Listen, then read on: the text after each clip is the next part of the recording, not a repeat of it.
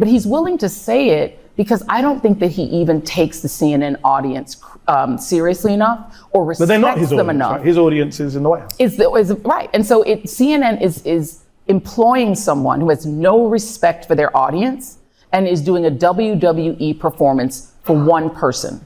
You know that guy at the party who says the quiet part loud, then looks around like he's waiting for applause? CNN pays that guy a salary. This week, 3 of the sharpest voices in media, Mehdi Hasan, Reid, and Jim Acosta, sat down together and did something CNN itself won't do. They said his name and broke down exactly what he's been getting away with. Not just the smirking, not just the interruptions, the actual pattern. The moments he's called a sitting congresswoman a PR agent for a terrorist group, brushed off a story about child trafficking like it was a fender bender, and admitted, out loud, that he sees the whole thing as a performance. I'm going to walk you through what they said, and what it tells you about who that performance is actually for, because it's not you. Stick around, because by the end of this, you'll understand exactly why he can say the things he says and never pay for it. This is Wilson Smith, where we cut through the spin and follow the truth. If you're done with the sanitized version, you're in the right place. Now let's get into it.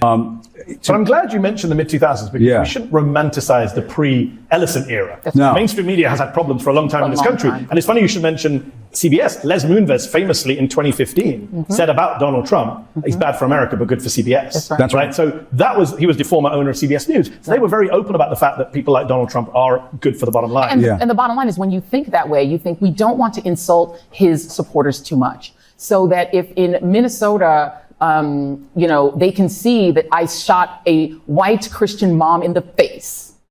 We need to figure out a way to make the news of that less painful for right-wingers so that maybe they'll watch us. And so what you wind up getting is reporting on the Tiffany network, the network where Walter Cronkite used to work, where, that the shooter maybe had internal injuries, even though you could see him scamper away after shooting this woman and calling her an effing B. You can see that he was fine, but now based on no sourcing, just based on a couple of anonymous sources, but the 60 Minutes article that had gone through legal and was already being promoted needed more work. That's how you wind up there. And they pulled that CCOT story on the El Salvadoran prison. And then, the reason why they put it out there is they said, we want to talk to an administration official.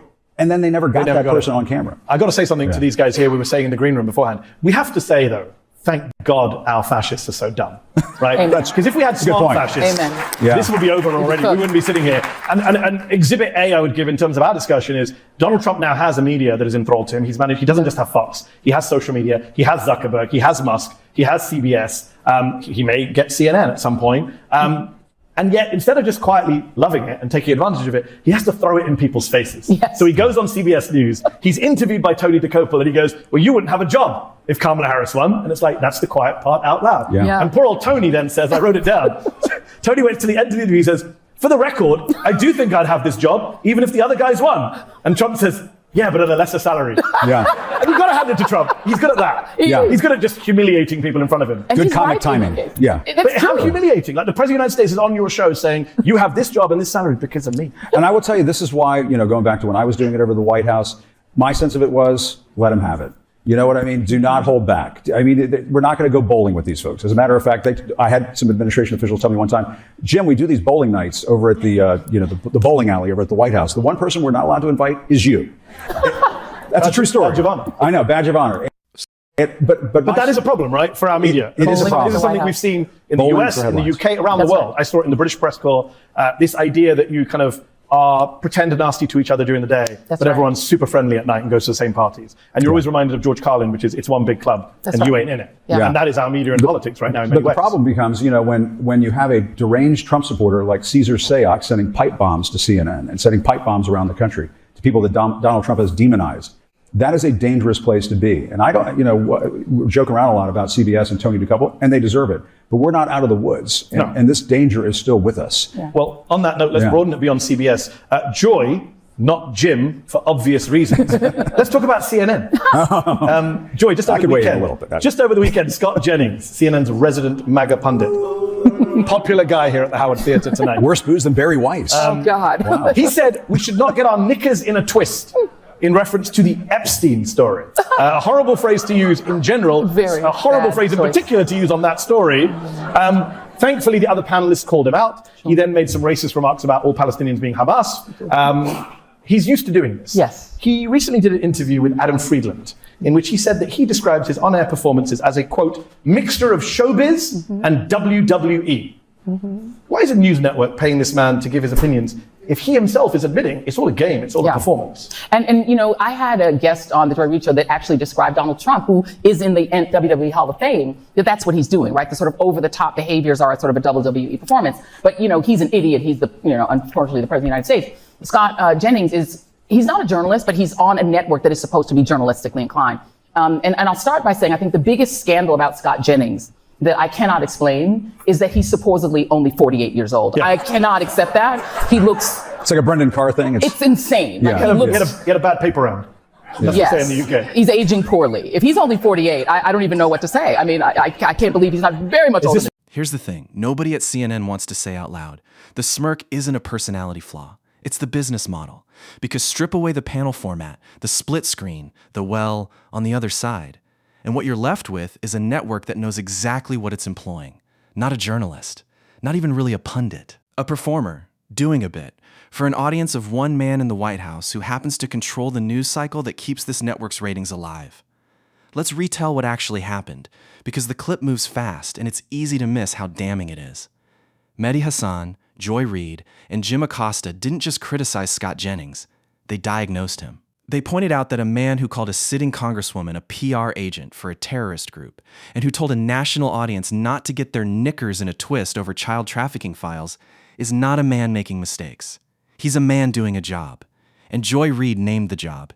He has no respect for the CNN audience, because he's not talking to them. He's talking past them, to somebody else. Let's look at the receipts, because this isn't just vibes. In March of last year, Jennings called Congresswoman Ilhan Omar a public relations agent for Hamas on live television, with zero pushback from the panel.